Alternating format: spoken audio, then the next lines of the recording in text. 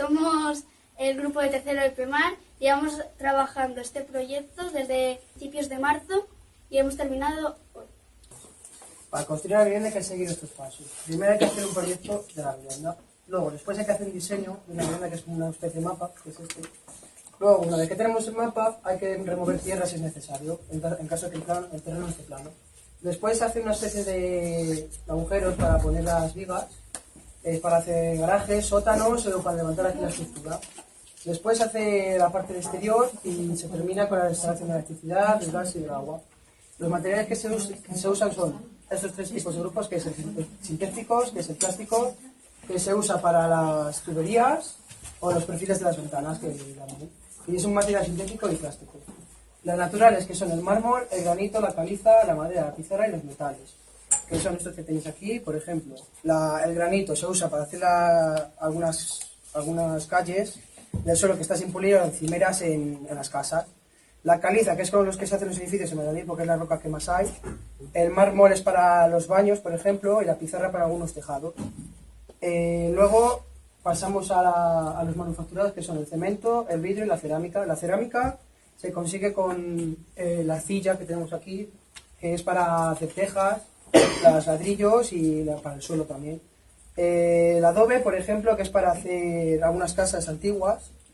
Y el cemento, que es con lo que se hace el hormigón armado, con el hierro también, y el yeso para poner las paredes lisas y poder pintar. Ya los paso más o menos.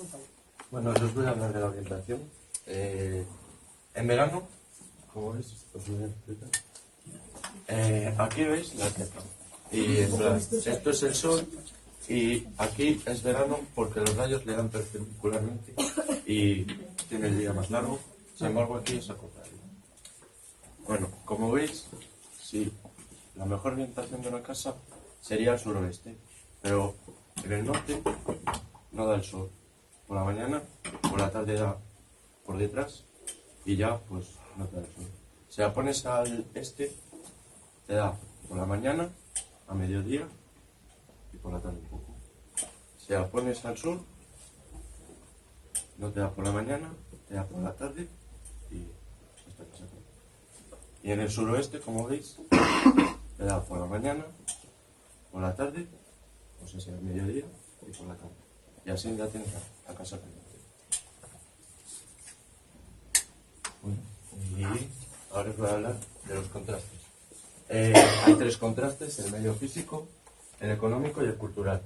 Yo os voy a hablar del medio físico, del relieve. La población, pues, se asienta en llanuras, pero como veis aquí es difícil de asentarse porque hay selva, zonas polares y desiertos. Hay muchas formas de relieve, como la montaña, que es una elevación del terreno, las llanuras, que son superficies llanas donde se concentra la población, y las cordilleras, que son un conjunto de montañas. En Asia, pues como veis en el mapa, hay mucho marrón y poco verde. Hay mucho marrón porque el terreno está elevado. Y en España pues pasa lo mismo. Mucho marrón, poco verde. Bueno, pues yo ahora os voy a hablar del clima, más bien del clima de los que hay en el mundo y de Asia. Los climas que hay en el mundo son los climas cálidos, el ecuatorial, el tropical húmedo, el tropical seco y el desértico. Los climas templados son los mediterráneos, los oceánicos y los continentales. Y los climas fríos son los de alta montaña y los polares. Bien. Ahora os voy a hablar de Asia, de los climas que tiene Asia, que más bien serían todos los que hay en todo el mundo, porque por aquí, por el norte, se halla el clima continental y por la zona del Himalaya, los de alta montaña. Bien, y ahora os voy a enseñar aquí tres fotos de tres familias de Asia. Y aquí podemos ver que es un clima templado y continental. Bueno, esta foto está tomada en invierno. Y bueno, podemos ver que aquí las precipitaciones son altas en verano y el clima, bueno, los meses de invierno están bajo cero. Aquí vemos un clima frío de alta montaña, de Nepal. Los climas siempre son bajos.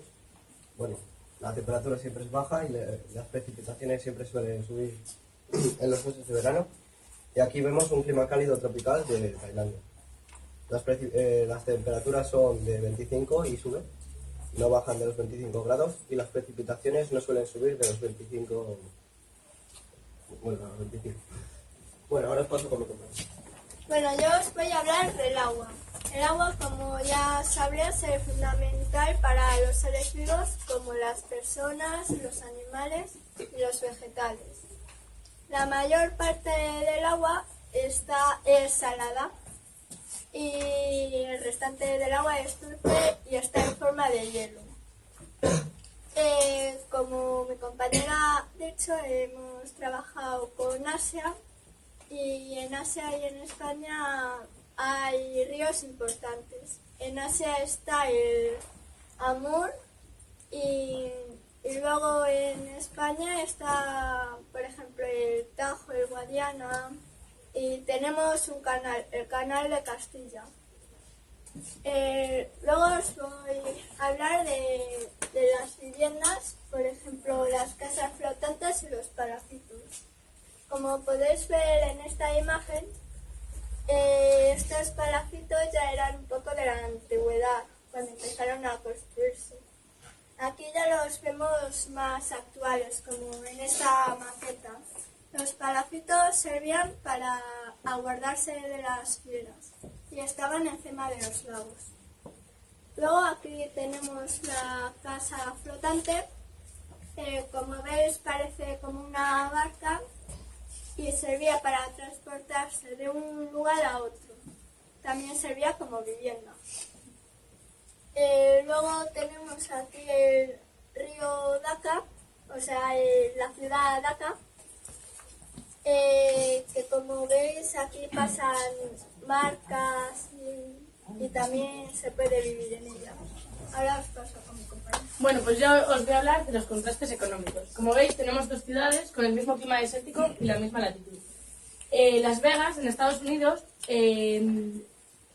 aunque no supere los 100 milímetros de precipitaciones anuales, no ha sido obstáculo para levantar una ciudad de tal envergadura. Jartum, en Sudán, al contrario, es una de las ciudades más pobres del mundo. Os voy a hablar hemos trabajado este año 4 indicadores: PIB per cápita, IDH y el consumo de energía. Kuwait tiene un PIB per cápita aproximadamente de unos 30.000 euros. Y Mongolia, al contrario, tiene aproximadamente, si llega a 3.000. Como se ve, el contraste pues es bastante grande. El PIB es el Producto Interior Bruto, es el total de riquezas de un país. El PIB per cápita está dividido entre los habitantes. En dos sitios donde se ve muchísimo la riqueza de un país es en los retretes y en las cocinas. Kuwait, la ciudad antes nombrada, aquí se ve el retrete que tiene, que es bastante lujoso, etc. Mongolia, al contrario, pues es bastante pobre y bastante sucio, como quien dice. Las cocinas. La cocina de Kuwait está amueblada, todo perfecto. Al contrario, en la India cocinan en el suelo. También os voy a hablar de las chabolas. Aunque parezca que no, hay gente que vive en estas infracasas. Están hechas con residuos orgánicos de la calle, como cartones, chapas, etc. Están enganchadas a la luz de las farolas y las personas se tienen que crear estas infracasas para poder, aunque sea, tener un techo donde dormir. También os voy a hablar de la crisis. Desde 2007 España acarrea una crisis muy grande. Las deudas se siguen sumando y no se rescata, como quien dice. Entonces, los pensionistas tienen que mantener a todas sus familias y muchas familias no pueden vivir solo de un sueldo de una pensión. Y es deplorable que un anciano tenga que subsistir a 8 personas más. Y os paso con eso. Bueno, pues yo voy a hablar de las diferencias de la cultura americana, árabe, europea y oriental, y luego de una de las ciudades. En la cultura americana se puede ver que no presenta rasgos de hermetismo, o sea, sé que es una cultura muy abierta, que no tiene vergüenza y no se oculta a la mirada de la gente. En la cultura árabe tenemos aquí la casa con una celosía, que es una pared con agujeros, que es para ver lo que hay en el exterior, pero los del exterior no ven en el interior. Y eso es para evitar las miradas de la gente y que no dan a sus mujeres. En la europea las ventanas tienen grandes paneles de cristal, o sea, grandes ventanales, para iluminar la casa por las mañanas, pero cuando es tarde bajan persianas y eso para tener más intimidad. Y a la oriental tenemos las paredes, son paneles de papel que se ven sombras, se escuchan todas las conversaciones, pero como hay tanta intimidad, pues se respeta. Bueno, ¿qué es una ciudad? La ciudad es una localidad que se caracteriza por tener un elevado número de habitantes. En el caso de España son 10.000. ¿Cuál sería la ciudad ideal? Pues en este caso es lo que nos propuso Stefanos Petridis, que es un arquitecto griego que estuvo una semana con nosotros en clase. Aquí veis, nos habló de una ciudad que es Kioto, una ciudad japonesa que fue destruida en la Segunda Guerra Mundial y reconstruida completamente. Y nos dio un plano en blanco para que construyamos nosotros nuestra propia ciudad. Y pusimos edificios desde estadios hasta aeropuertos y parques y hospitales y eso. Y bueno, lo último que tengo que decir es que veis aquí en este dibujo que las habitaciones son iguales para acostumbrarse al ocio familiar. Y os paso mi compañera Lucía. Aquí, como veis, tenemos una maqueta de una casa del té que está situado en Japón. Como bien dice el nombre, esta casa es donde se prepara tradicionalmente el té. Como mi compañero dijo, tanto ventanas como puertas están hechas de papel para guardar el respeto. Hay que entrar de una forma muy respetuosa, que es de rodillas y con calcetines blancos. Los calcetines blancos simulan de la persona su pureza y humildad. Luego tenemos el patio, que está construido por un estanque, una flor del cerezo, un río, un pozo y un puente. El puente simula que vas como a una vida espiritual. Luego en el estanque la mayoría de veces está habitado por peces llamados carpas. Luego os voy a hablar del bienestar en la casa, la energía de la casa. En la casa hay dos tipos de energía, la energía eléctrica y los combustibles, también llamados energía química. En la energía eléctrica tenemos dos fuentes, las renovables y las no renovables. En las fuentes renovables tenemos la central hidroeléctrica, la central eólica y la fotovoltaica. Como veis aquí es como un túnel por donde pasa el agua. Y en la central eólica veis molinos y en la fotovoltaica placas solares. Luego tenemos las no renovables, que está compuesta por la central térmica y la nuclear.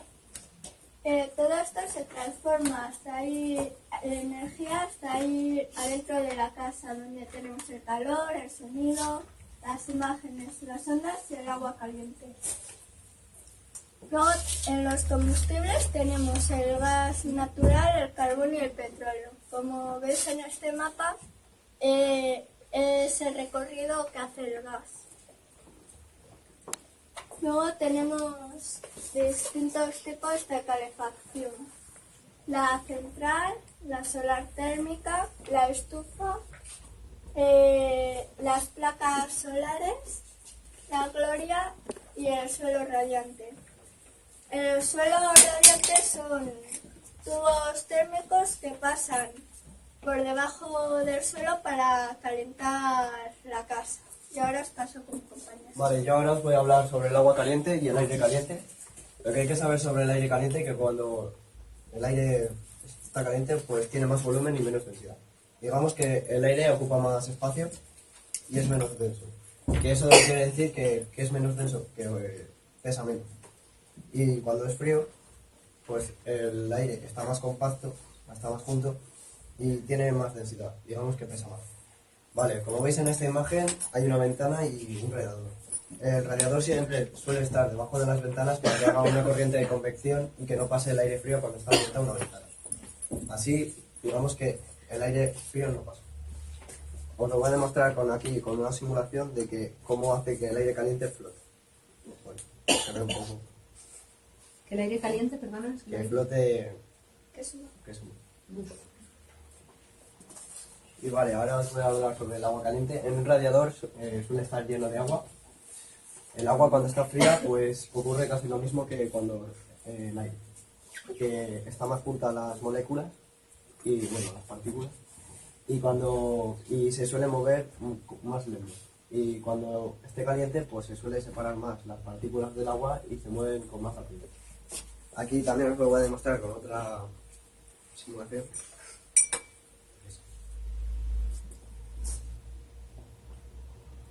Esto es agua caliente con un tinte y veréis que va a subir. Va a subir ahora, dentro de un rato. Bueno, ahora os paso con mi compañera. Bueno, os voy a hablar de la luz y del agua corriente. Para hablar de la luz hay dos grupos, las lámparas que producen calor, como las tradicionales, que son muy poco ecológicas y pierden mucha gran cantidad de energía, además de que duran poco. Luego están las halógenas, que son duradizas. Sí, duradizas. Espera a ver qué más, que se me ha olvidado. Funcionan con menor voltaje y emiten mejor luz. Luego están las lámparas más ecológicas, que están las de bajo consumo y tubo fluorescente, que son muy similares, ya que las dos tienen una sustancia de gas. Y las de bajo consumo hay que tener cuidado cuando se acaban, ya que están hechas con mercurio y es tóxico, y lo mejor que podemos hacer es reciclarlas. Y luego las LED, que son las que más se están utilizando ahora. ¿Un voluntario, por favor? ¿Quién quiere ser voluntario? ¿Nadie? Venga. Se acabó uno. ¡Alguien! Venga. Que no te vas a morir. Esta es una tradicional y esta es de bajo consumo. Toca el metal de la tradicional. ¿Quema? Toca la de bajo consumo. ¿Ves la diferencia? Es lo que hemos querido demostraros. Y luego está el agua corriente, que lo sacamos del río, va a la depuradora, el agua potable se canaliza y ya se esparce por los pisos. En el primer piso no necesita bomba de agua, en el segundo tampoco, en el tercero tampoco, pero el agua va con dificultad, y en la cuarta planta ya necesita bomba de agua. Luego pasa por el alcantarillado, se potabiliza y pasa al río y así sucesivamente, y aquí os lo voy a demostrar. Pues ahí voy.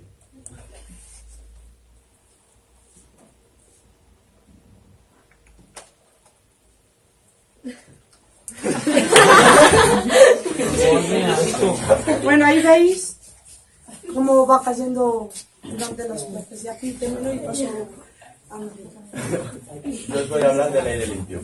El aire está compuesto por el 78% de nitrógeno, el 21% de oxígeno y 1% de dióxido de carbono. Las plantas en la fotosíntesis utilizan el CO2 y lo convierten en oxígeno. Las plantas son beneficiosas por el día, pero por la noche no, porque producen CO2. Por eso es bueno ventilar la casa para que se renueve todo el aire. Cuando se quema un objeto o un combustible con poco oxígeno, se produce monóxido de carbono en vez de dióxido de carbono. Por ejemplo, si quemáis madera y oxígeno, y os sale CO2 más un poco de vapor. Pero si lo hacéis con poco oxígeno, os sale dióxido de carbono y CO2. El dióxido de carbono, no, el monóxido de carbono produce unos cambios, unas cuantas muertes, porque al respirarlo engaña la hemoglobina, porque es parecido al oxígeno, como os voy a explicar. Vale.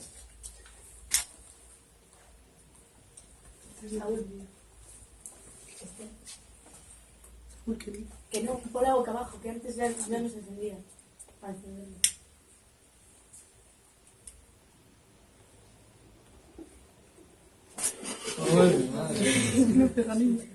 Ahí. Perdón, esto es...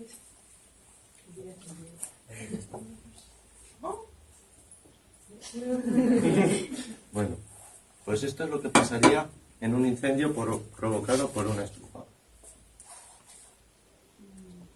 Cuando se apaga la mecha discreta un poco porque no está bien sellado.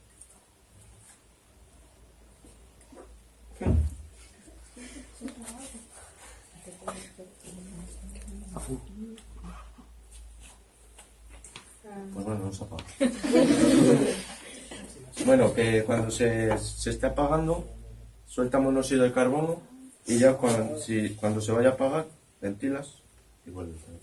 El proyecto de vivienda y lo que hemos hablado es de materiales utilizados, los contrastes del medio físico, cultural y económico, el bienestar, calor, luz, derecho a la vivienda y nuestras mejoras. Vale, bueno, yo os voy a hablar del calor, el agua y la luz, que son los tres elementos imprescindibles para poder hablar del bienestar en una vivienda. El fuego se descubrió en la edad del Paleolítico. En esta edad la vivienda que se les asocia son las cavernas, que se utilizaban para hacer actividades. El fuego los utilizaban para hacer de comer, para cocinar, ahuyentar a los animales, además de iluminar y dar calor a la vivienda. Calor en las casas. En Egipto, me hacen reír aquí mis amigos. En Egipto el fuego se situaba en lugares donde no provocaran incendios y se previnieran. El dormitorio se ponía en la azotea por su frescura. Las casas de Egipto estaban hechas con adobe y todas las casas eran iguales, solo dependía el número de habitaciones y la belleza del dinero que tenía el dueño. Calor en la chimenea. La chimenea permitió calentarse. Entre los huesos muros cambia el tiro y el hueco de la chimenea. Por lo general solo había en las salas más grandes y sociables. La calefacción. En el siglo XIX fue cuando se pusieron las primeras instalaciones de calefacción y se difundieron por las casas en burguesía. El agua. El agua es imprescindible para el aseo, cocinar o beber. Pero, ¿cómo tenían antiguamente el agua los romanos y esos? ¿Por el pozo, la cisterna o la canalización? Agua canalizada, procedente de los manantiales o fuentes. A menudo el agua sobrante se tiraba por las ventanas y decía agua va. Y si caía alguien, pues habían avisado. Agua de lluvia. En los romanos ponían los tejados de manera que el agua cayera en un... Bueno, en las viviendas romanas las tejadas estaban de forma de canalización, donde el agua de lluvia resbalaba y se recogía en un estanque. Y agua de los pozos. Cuando una familia quería un pozo, lo que hacía era comprar un terreno comunitario. Y la evolución de la luz en las viviendas. A lo largo del tiempo ha utilizado la luz como elemento de iluminación en las viviendas, empezando por el fuego. Hay una película que está muy bien y que es donde aparece cómo se descubre el fuego. Aquí tenemos varios tipos de iluminación, como lámparas de aceite, velas, lámparas de gas y lámparas eléctricas. Las lámparas de aceite. Se han encontrado en las planicies de Mesopotamia lámparas de aceite de más de 10.000 años. Las velas se utilizaban sobre todo en las iglesias en el siglo XVI y XVIII y eran la forma más común para iluminar los edificios. Las lámparas de gas. William Murdoch utilizó la primera lámpara de gas de hulla en 1784 para iluminar una fábrica. En 1859 aparecen en Estados Unidos las primeras lámparas de queroseno, que es un derivado del petróleo obtenido de la destilación.